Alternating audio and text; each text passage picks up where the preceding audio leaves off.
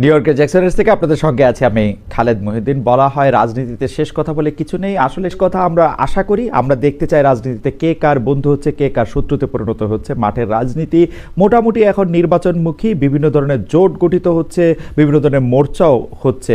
তবে এই রাজনীতির এই মোর্চা বা নির্বাচনী আবহাওয়ায় প্রবেশ করার ক্ষেত্রেও নির্বাচন নিয়ে অনেকের মধ্যেই রয়েছে সংশয়। এইসব নিয়ে কথা বলার জন্য আজ আমাদের সঙ্গে রয়েছেন জামায়াতে ইসলামের আমির ডক্টর শফিকুর রহমান আমাদের সঙ্গে আজকে আছেন। তাকে আমরা স্বাগত জানাই। তিনি আমাদের সময় দিয়েছেন, তার এই চরম ব্যস্ততার মধ্যেও তিনি আমাদের সাথে যুক্ত হয়েছেন এবং অনেকগুলো বিষয়ে তিনি যুক্ত আছেন নানা রকম কারণে, তবুও আমাদের তিনি সাথে আছেন, সেজন্য তাকে আন্তরিক ধন্যবাদ ও কৃতজ্ঞতা জানিয়ে আজ আমাদের সাথে আরও থাকছেন শান্তিতে নোবেলজয়ী অর্থনীতিবিদ ডক্টর মোহাম্মদ ইউনুস। ডক্টর মোহাম্মদ ইউনুস, আপনাকে আমাদের অনুষ্ঠানে স্বাগত জানাই। আমরা আপনাকে খুব ধন্যবাদ জানাই আমাদেরকে সময় দেওয়ার জন্য। Thank you so much sir. আমি সরাসরি প্রশ্নে চলে আসি যে প্রফেসর ইউনুস, আপনি সাধারণত সাক্ষাৎকার দিতে চান না। অনেকে বলে থাকেন দেশি গণমাধ্যমে কথা বলতে আপনি স্বাচ্ছন্দ্য বোধ করেন না। এর কারণ হিসাবে কেউ কেউ বলেন আপনি প্রশ্নের মুখোমুখি হতে হয়তো পছন্দ করেন না, আবার কেউ কেউ বলেন কিছু না বলেও আপনি যে দুর্যোগের মধ্যে আছেন, বললে না জানি কি হতো। আপনার মন্তব্য একটু শুনতে চাই। বিপদের সম্মুখীন হব। আমি শুধু বিপদ থেকে দূরে থাকার জন্য এটা করছি, কারণ আমি চারদিকে বিপদের মধ্যে আছি। কাজে কথা না বলা এটা একটা নিজেকে রক্ষা করার একটা সুবিধা আর কি। যত কম বলা যায় ততই হয়তো ঝামেলা থেকে বাঁচবো। সম্পূরক প্রশ্ন করতেই হয়, নিজেকে কতটা রক্ষা করতে পারলেন প্রফেসর ইউনুস? পারলাম না তো, এত তো খালি বাড়ছে। এখন তো বড় কঠিন অবস্থার মধ্যে পড়ে গেছি। কিছুদিন আগে হয়তো খবর পেয়েছে এই মাসের মধ্যেই যে 12 তারিখে যে ঘটনা ঘটলো, যে আমাদের অফিসের মধ্যে ঢুকে গেল লোকজন, ঢুকে বললো যে এটা আমরা এখন দখল করলাম, এখান থেকে আমরা চালাবো। এটা কি ধরনের আবদারিকতা! আমরা পুলিশের কাছে গেলাম, বললো যে আমরা এই ব্যাপারে কিছু করতে পারবো না। কাজেই তারাও কিছু করলো না। তো আমরা যাবোটা কোথায়? পুলিশও কিছু করবে না, ওরাও জবর দখল করার জন্য ছুটে আসবে, আমাদের আইন কানুন কিছুই মানবে না। আর আমাদের একটা প্যানিক সৃষ্টি করলো আমাদের পুরো অফিসের মধ্যে। যত লোকজন আছে, বিশেষ করে মহিলা সহকর্মী যারা আছে, তারা খুবই ভীত সন্ত্রস্ত হয়ে গেল যে কি কারবার, কি হলো এটা। কাজে সমস্যার পরিমাণ বাড়ছে, কমছে না। সমস্যা পরিমাণ বাড়ছে, কমছে না। আমি একটু পিছনে আদালতে আপনার বিরুদ্ধে রায় ঘোষণার পরে আপনি একটা প্রতিক্রিয়া দিয়েছিলেন। সেই প্রতিক্রিয়া আপনি বলেছিলেন যে বাংলাদেশের একটি কথায় আপনি এরকম বলেছেন যে বাংলাদেশের প্রতিটি নাগরিককে অন্যায়ের বিরুদ্ধে এবং গণতন্ত্র এবং মানবাধিকারের পক্ষে এক কণ্ঠে কথা বলার আহ্বান জানায়। অনেকে এইটাকে দেখছেন হচ্ছে এরকম করে যে আপনি গণতন্ত্রের পক্ষে লড়াইয়ে সামিল হতে বলছেন। প্রশ্ন কেউ কেউ করছেন, প্রশ্ন উঠছে, আপনি কি এইসব মামলা মোকদ্দমা থেকে মুক্তি পেতে এই সরকারেরই পরিবর্তন চাইছেন? খালেদ, তুমি কি গণতন্ত্রের বিরুদ্ধে নাকি? হঠাৎ এটা নিয়ে তো চিন্তিত? আমি গণতন্ত্রের কথা বললাম আমার জন্য, তুমি তো বলে আমিও তো, তুমি বলবো যে আমিও তো আছি। কাজে আমাকে পৃথকভাবে বলতে হচ্ছে কেন? আমরা সেটাই বলতেছি। কাজে আমরা কেউ গণতন্ত্রের বিপক্ষে না, সবাইকে স্মরণ করিয়ে দেওয়া যে আমরা সবাই গণতন্ত্রের পক্ষে, মানবাধিকারের পক্ষে, আমরা ন্যায় নীতির পক্ষে, রুল অফ লর পক্ষে। এইগুলো না থাকলে জাতি হিসেবে আমরা টিকে থাকবো না তো। কাজে যখনই মনে হচ্ছে যেগুলো এখন ফরেন ওয়ার্ডস হয়ে গেছে, তাতে মনে হবে যে আমাদের সমাজ হিসেবে আমাদের দায়িত্ববোধ অনেক বেড়ে গেল। এগুলোকে প্রতিষ্ঠিত করা, সোচ্চার করা, মুখ ফুটে বলা, এটা সবাইকে বলতে হবে, মুখ ফুটে বলতে হবে। আমার বিরুদ্ধে অভিযোগ হলে আমি বলছি না বলে, আপনি বলছেন না কেন? একবার বলে এখন তোমার প্রশ্নের সম্মুখীন হয়ে গেলাম। অনেকে বলছেন না, আপনি তো শতবার শতমুখে গণতন্ত্রের কথাই বলবেন, আমাদের সবারই বলা উচিত। কিন্তু প্রশ্নটা এমন ভাবে তোলা হচ্ছে যে আপনি আসলে আপনার রায় ঘোষণার পর আপনি বলছেন গণতন্ত্রের কথা, মানবাধিকারের কথা। অনেকে বলছেন যে এই কথা কি আসলে যেহেতু ব্যাপারটা আপনার উপরে আসলো তখনই আপনি আসলে বললেন কিনা, নাকি আপনি আসলে বলতে চানও না, আপনি আগে যেরকম বলছেন? হতে পারে, মুখ যখন বন্ধ থাকে কোনো কথাই বলা হয় না। এখন যখন মুখ খোলার সুযোগ হয়েছে, সামনে ক্যামেরা নিয়ে দাঁড়িয়ে আছে, মাইক্রোফোন দিয়ে দাঁড়িয়ে আছে, কথা বলছি, কাজে মনের কথাটা বললাম আর কি। যেটা মনে ছিল, বলা হচ্ছিল না, সেটা বললাম। এটা আমার ধারণা এটা সবারই মনের কথা, সেটাকে প্রকাশ করা। তারাও চায় যে তারা বলুক। আমি বললে তাদেরও মনে সাহস আসে যে উনি বলছেন, যখন আমরাও বলতে পারবো। প্রফেসর ইউনূস, আপনি যখন বলছেনই তখন আমি এই কথাটা কি একটু ইলাবোরেশন আপনার কাছ থেকে আশা করতে পারি, যে আপনি যখন বলছেন যে গণতন্ত্র মানবাধিকারের পক্ষে এক কণ্ঠে কথা বলার আহ্বান আপনি জানাচ্ছেন, আপনার কাছে কি মনে হচ্ছে যে গণতন্ত্র মানবাধিকারের পক্ষে এখন বহু পক্ষ বহু কণ্ঠ, এটা আসলে এক কণ্ঠে কেউ বলতে পারছে না বা সাহস পাচ্ছে না বা বলছে না, এরকম আপনার মনে হচ্ছে কিনা? আমার মনে হচ্ছে তাই, কারণ বলতে পারছে না তো, মুখ খুলে সব গণতন্ত্রের কথা বলতে পারছে না, কাজে সেটা বলা, এক বাক্যে বলা, পরিষ্কার কণ্ঠে বলা, এটা আমাদের সবার দায়িত্ব, তো জাতীয় দায়িত্বটা, যে না হলে গণতন্ত্র বলে কিছু থাকবে না আমাদের জন্য, আদৌ গণতন্ত্র বলে কিছু থাকবে না। অনেকেই বলে থাকেন যে বাংলাদেশে রাজনীতি করতে হলে ভারতের সাথে একটা বড় সম্পর্ক রেখে রাজনীতি করতে হবে। আপনার কাছে কি মনে হয় এই সময় ভারতের সাথে বড় সম্পর্ক কারা রাখতেছেন, এবং জামায়াতে ইসলামীর সাথে ভারতের সম্পর্ক আসলে কেমন? প্রথম কথা হলো যে রাজনীতি কার জন্য? রাজনীতি আমার মাটি এবং মানুষের জন্য। সুতরাং আমার সম্পর্কটা হবে জনগণের সাথে, আমার সম্পর্ক হবে আমার মাটির সাথে। এটা আমার 1 নম্বর প্রায়োরিটি। 1 নম্বর প্রায়োরিটিকে তার জায়গায় রেখে দুনিয়ায় যারা বন্ধু হয়ে এগিয়ে আসবেন দেশ এবং জনগণের কল্যাণে, আমরা সবাইকে আমরা স্বাগত জানাবো, অভিনন্দন জানাবো এবং বুকে ধারণ করব। কিন্তু যদি এই সম্পর্ক রাখার অর্থ এটি হয় যে কোনো রাষ্ট্রের আনুকূল্য নিয়ে অথবা রাষ্ট্রকে সন্তুষ্ট রেখে কোন ধরনের রাজনৈতিক কর্মকাণ্ড পরিচালিত হবে, আমরা তার সম্পূর্ণ বিরোধী। ওকে, এই ক্ষেত্রে কেউ কেউ বলতেছেন যে বিএনপির সাথে ভারতের একটি সম্পর্ক দেখা যাচ্ছে, আবার কেউ কেউ উল্টোটা বলতেছেন ডক্টর মোহাম্মদ ইউনূস ভারতের সাথে সম্পাদিত শেখ হাসিনা সরকারের কোনো চুক্তি আলোর সম্মুখে আনছেন না এবং তার কোনোটি বাতিল করছেন না, কারণ ডক্টর মোহাম্মদ ইউনূস সরকারেরও ভারতের সাথে একটি নিবিড় এবং প্রবল সম্পর্ক রয়েছে। আপনি এই দুটি কিভাবে বিবেচনা করেন, যে বিএনপির সাথে কি আসলে ভারতের একটি প্যাক্ট আছে? ডক্টর মোহাম্মদ ইউনূস কি ভারতের কাছে মুখে যাই বলুন খুবই নতজানু সরকার? মানে হোয়াট ইজ আপনার বিশ্লেষণ একটু শুনতে চাই। আসলে প্রথমটা আপনি যেমনটি শুনছেন আমিও তেমন শুনতেছি, আমার কাছে এর কোনো ডকুমেন্ট নাই। আর দ্বিতীয়টা যেটা বলতেছেন ডক্টর ইউনূস সাহেবের ব্যাপারে, আমি এর কোনো আলামত দেখতে পাচ্ছি না যে উনি ভারতের কাছে নত জানু, এর কোনো আলামত আমার কাছে স্পষ্ট নয়। ভারতের সাথে রাদার আমরা ভারতকে বিভিন্ন বিষয়ে তার সাথে কনফ্লিক্টে দেখতে পাচ্ছি।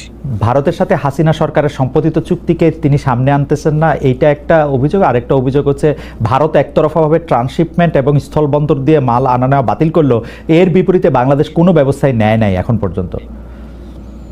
আসলে বাংলাদেশের নেওয়ার সেই সুযোগটাও কতটুকু আছে না আছে সেটা বিবেচনায় নিতে হবে। 2 নম্বর হচ্ছে যে ইউনূস সরকার এখন দায়িত্বে আছেন, আমি ক্ষমতায় বলবো না, এই দেশের জনগণই তাকে দায়িত্ব দিয়েছে, উনি দায়িত্বে আছেন। উনি দায়িত্বে আসার পরে এটা ঠিক যে ভারত বলেছে নির্বাচিত সরকার আসলে তারা দেশকে সহযোগিতা করবে, তা এখানে কি বার্তা দেওয়া হলো তাহলে? সুতরাং এটা কোনোভাবেই টিকে না বিষয়টা। আর এই সরকারের অনেকগুলা প্রায়োরিটি আছে। চুক্তি সম্পাদন হয়েছে 2টা মানে সরকারের মধ্যে ইতিপূর্বে। সেই সরকার নির্বাচনে তার আইনগত এবং নৈতিক বৈধতা কতটুকু ছিল সে নিয়ে হয়তো প্রশ্ন থাকতে পারে, কিন্তু 2টা সরকারের মধ্যে চুক্তি সম্পাদিত হয়েছে এবং পলিটিক্যাল গভর্নমেন্ট দুইটাই, ইন্ডিয়া পলিটিক্যাল গভর্নমেন্ট, বাংলাদেশেও পলিটিক্যাল গভর্নমেন্ট। এই ধরনের কিছু ম্যাটার আছে যেগুলো আসলে পলিটিক্যাল গভর্নমেন্টকেই রিজলভ করতে হবে। যেমন কিছুদিন আগে আপনারা মানবিক করিডোর নামে একটা বিষয়ের কথা শুনেছেন, আমরা কিন্তু A to Z বলেছি নো, এটাই সরকারের ফাংশন হওয়া উচিত। এরপরে পোর্ট হ্যান্ডলিং এর ব্যাপারেও কথা এসেছে, সেখানেও আমরা বলেছি যে এইটাও এত বড় বিষয়ে সরকারের হাত দেওয়া উচিত হবে না, এই ব্যাপারে আমাদের অবস্থান স্পষ্ট।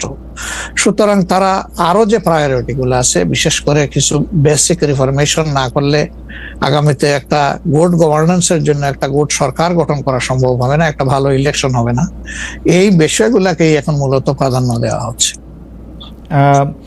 দুটি বিষয়, রাষ্ট্রের দুটি স্তম্ভ সম্পর্কে আপনাকে প্রশ্ন করব। আপনি এখন এই মুহূর্তে বা গত 10 মাস 11 মাসের ডক্টর ইউনূস সরকারের শাসনে আপনার কাছে বিচার বিভাগকে যথেষ্ট স্বাধীন এবং সকর্মক মনে হয় কিনা? আরেকটি বিষয় ফ্রিডম অফ প্রেস। আমি যথেষ্ট স্বাধীন মনে করি না। যতদিন পর্যন্ত বিচার বিভাগ সম্পূর্ণভাবে আলাদা না হবে নির্বাহী বিভাগ থেকে, ততদিন পর্যন্ত এটাকে স্বাধীন বলা যাবে না। যেমন বিচার বিভাগের একটা ডিমান্ড আমাদের আছে যে এটাকে স্বাধীন করার জন্য স্বাধীন সচিবালয় গঠন করতে হবে, সেটা এই সরকারের একটা অঙ্গীকারের মতোই ছিল, কিন্তু এখন পর্যন্ত সেটা হয়নি। আমরা এটা দেখতে চাই যে অবিলম্বে সেটা হোক। যদি স্বাধীন সচিবালয় কায়েম নাই হয় তাহলে বিচার বিভাগ স্বাধীন হবে কিভাবে? নির্বাহীর অধীনে থাকে তো বিচার বিভাগ স্বাধীন হতে পারে না। এমনিতে আমরা সারা দেশে যে বিচার আদালতগুলি দেখি বা আমাদের যে আপিল আদালত অর্থাৎ হাইকোর্ট বিভাগ এবং আপিল ডিভিশন যে রায়গুলি এই পর্যন্ত দিয়েছে বা দিচ্ছে, আপনার সাথে তো সারা বাংলাদেশের সবাই কানেক্টেড। আপনার কাছে কি মনে হয় যে তারা স্বাধীনভাবে কাজ করতে পারছে, নাকি নির্বাহী বিভাগ আওয়ামী লীগ সরকারের মতোই বা পূর্ববর্তী অন্য রাজনৈতিক সরকারের মতোই প্রভাব বিস্তার করেই চলছে? ইউনূস সরকারও আসলে সুপ্রিম কোর্টের পজিশনটা আমার কাছে আমি প্রথমে আনতে চাই। এখন যিনি প্রধান বিচারপতির দায়িত্বে আছেন, তাকে তার পারফরমেন্সকে আমরা যতটুকু পর্যবেক্ষণ করার সুযোগ পেয়েছি, আমাদের মনে হয়েছে তিনি তার বিবেক এবং তার স্বাধীন চেতা মানসিকতার জায়গা থেকেই তিনি পারফর্ম করছেন। হাইকোর্টের যেহেতু অনেকগুলা বেঞ্চ, সেখানে পার্সন টু পার্সন ডিফারেন্স হতেই পারে, কিন্তু আলটিমেটলি বিচার তো যাবে শেষ পর্যায়ে সুপ্রিম কোর্টের হাতে। এই জায়গাটাকে অতীতের যে কোনো সময়ের তুলনায় আমাদের কাছে বেটার মনে হচ্ছে আপাতত। ভবিষ্যতে তারা কি করবেন সেটা এখনই অগ্রিম বলা যাচ্ছে না। ওকে। আর বিচার আদালতের প্রশ্নে মানে জজ অ্যান্ড সেশনস কোর্ট যেগুলি, ডিস্ট্রিক্ট জজ অ্যান্ড সেশনস কোর্ট যেগুলি আছে 64টা জেলা এবং অন্যান্য ট্রাইব্যুনালগুলি, তারা কি স্বাধীনভাবে কাজ করতে পারছে? আমাদের কাছে যতটুকু ইনফরমেশন, সব জায়গায় তারা স্বাধীনভাবে কাজ করতে পারছেন না।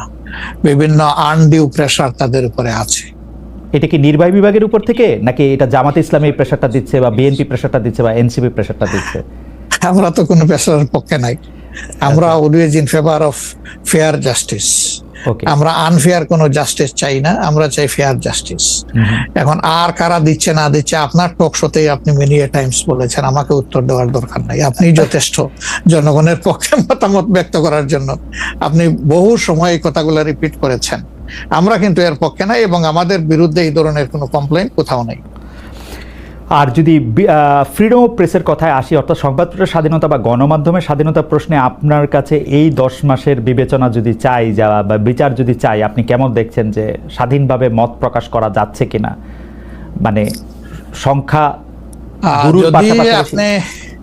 যারা সংখ্যায় কম তারাও তাদের মতামত দিতে পারছে কিনা? জি না, সেটা আমি আসতেছি। যদি আপনি in comparison two previous period, that is last 15.5 years, even another 2 years you can add with it. So-called caretaker সরকারের 2 বছর, পরবর্তী 15.5 বছর। অনেক সময় প্রেস আমাদেরকে বলতো, আমরা যখন জিজ্ঞেস করতাম যে এই ধরনের একটা জলজ্জন্ত মিথ্যাচার কেমনে করলেন, ওই যে কিছু করার নাই, স্ক্রিপ্ট লেখা ছিল, আমাদেরকে এটা জাস্ট ব্রডকাস্ট করতে হয়েছে। তো এখন সেই পরিস্থিতি এরকম নাই বলে আমাদের কাছে মনে হয়। তারপরেও আমরা প্রেসের কাছ থেকে বিভিন্ন সময় শুনি তাদের কিছু কনসার্নের জায়গা এখনো বিদ্যমান। কেউ এখনো তাদের উপরে আনডিউ প্রেসার দিয়ে থাকেন, এটা করতে পারবেন, এটা করতে পারবেন না। এটা যদি থাকে, একটা মিনিমাম রেঞ্জেও থাকে, তাহলে তো আমরা কমপ্লিট ফ্রিডম অফ স্পিচ বলতে পারছি না, ফ্রিডম অফ এক্সপ্রেশন আমরা বলতে পারছি না। এটা কিছুটা যে এখনো প্রিভেল করছে, এটা আমরা অনুভব করি। তবে আমরা ফিল করি যে প্রেসকে তাদের মতোই রোল প্লে করতে দেওয়া উচিত। আর প্রেসের কাছেও আমাদের প্রত্যাশা, তারা যেন সাদাকে সাদাই বলেন, সাদাকে অন্তত ধূসর বানাবেন না, এবং কালোকেও তারা মানে সার্ফ এক্সেল দিয়ে সাদা বানাবেন না।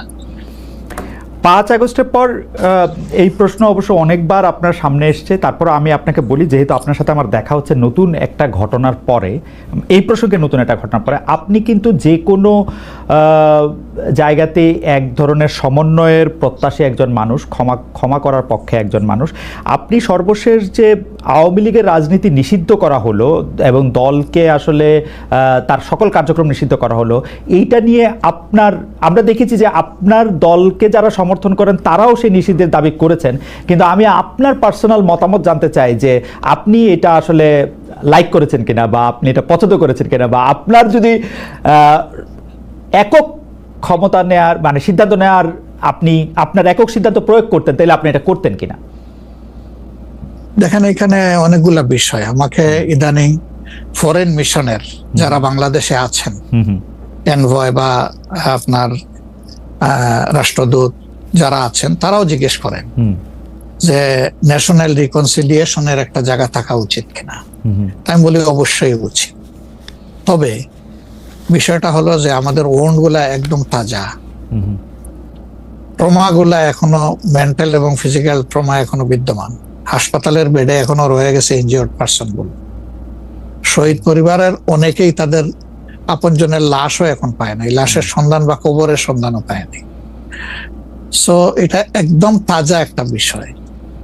যেমন আমরা যদি সাউথ আফ্রিকার কথা ধরি, তাহলে ডিকেডস আফটার ডিকেডস এটাকে হিলিং করতে, রিকনসিলিয়েশনে আনতে সময় লেগেছে। অতএব মিনিমাম একটা সময় দিতে হবে। আওয়ামী লীগের ক্ষেত্রে কি হয়েছে, তাদেরকে নিষিদ্ধ করা হয়নি, তাদের কার্যক্রমের উপরে মানে নিষেধ আরোপ করা হয়েছে, তারা ফাংশন গুলা করতে পারবে। 15.5 বছর তো তারা সুযোগ পেয়েছিলেন এই দেশে ফেয়ার ডেমোক্রেসি, তারা চাইলে কিন্তু কালচার করতে পারতেন এবং ইতিহাসে স্মরণীয় হয়ে থাকতে পারতেন।